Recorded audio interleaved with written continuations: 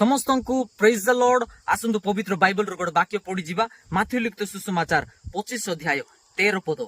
अतएव जाग्रत थाओ कारण तुमे माने सेई दिन कि सेई दंड जानो नाही। मोर प्रिय प्रभुंकर लोक माने आज मनुष्य आत्मिक विषय को संग्रह न करी सांसारिक विषय जागतिक विषय को आज संग्रह करूछि। बाइबल कहे जाग्रत थाओ सेई दिन बा सेई दंड तुमे माने जानो नाही। मोर प्रिय प्रभुंकर लोक माने पांचटा निर्बुद्धि पांचटा सुबुद्धि को आमे देखुछु। पांचटा निर्बुद्धि कन्या माने जेतकी आवश्यक थिला से माने सेतकी तेल नेले, मात्र सुबुद्धि कन्या माने जेतकी तांको आवश्यक थिला ताठारु अधिक से माने तेल नउछंती।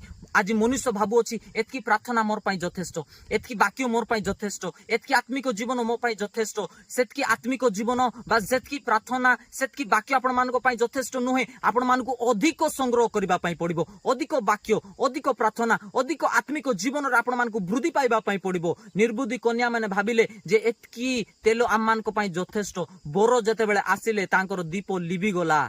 जो मानेंकर दीप जळुथिला, जो माने अधिक तेल संग्रह करिथिले सेई सुबुद्धि कन्या मानक सहित बोर विवाह भोजीर प्रवेश कले आ द्वार बंद करा हे गला। जदि आपण भाबुछंती एचकी यथेष्ट होई थाय पर निर्बुद्धि कन्या मानक परि आपण बाहर रहि जिवे। जदि आपण अधिक संग्रह करिवे मु नाजरत यीशु ख्रीष्टक सामर्थी नाम रे भावबाणी करूअछि। ईश्वरंकर सहित आपण माने तांकर राज्य रे प्रवेश करिबा पई जाउ अछंती यीशु ख्रीष्टक सामर्थी नाम रे। ए वाक्य द्वारा प्रभु आपण मानकु समस्त को आशीर्वाद करंतु। God bless you. आमेन।